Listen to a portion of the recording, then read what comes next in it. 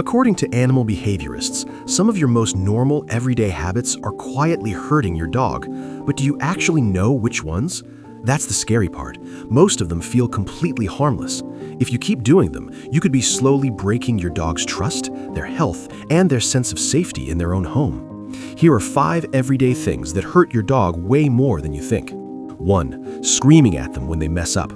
Have you ever caught your dog chewing a shoe and immediately yelled their name?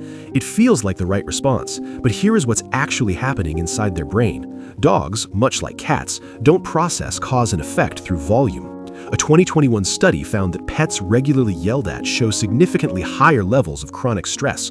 They aren't learning, "I shouldn't do that." They're learning that the person they love most is unpredictable and unsafe. Over time, this doesn't correct behavior, it quietly destroys the bond. If someone randomly screamed at you every time you walked into a room, how long before you stopped wanting to be around them? Stopping them from sniffing on walks.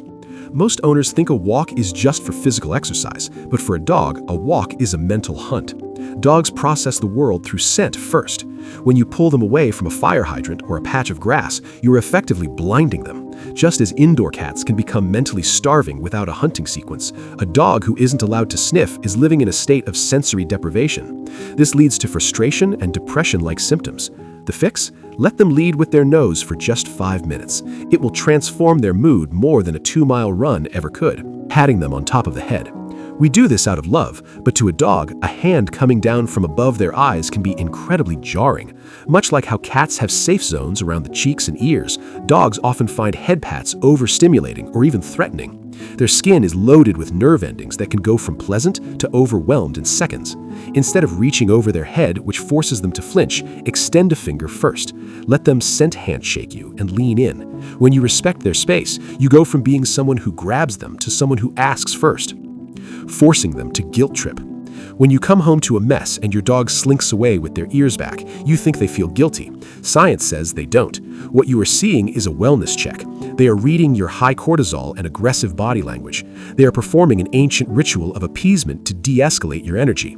By forcing them into these guilty standoffs, you are teaching them that your arrival home is a source of fear rather than a source of safety. Leaving them alone for 10+ hours without enrichment. There's a myth that dogs are fine as long as they have a yard, but this is one of the biggest lies in pet culture. A 2020 study found that pets form genuine attachment bonds with their owners, similar to human infants. When you leave for the entire day, they don't just nap, they often suffer in silence, developing anxiety and even litter box or bathroom problems due to stress. They wait for you because you are their entire world. If you have to be gone, leave a window perch or a scent-blended blanket so they can feel your presence while you're away. Your dog's entire internal clock, built over thousands of years, has been rewritten just so they can exist in your world. They don't need you to be perfect, they just need you to be their safe place. Because to your dog, you aren't just an owner, you are home.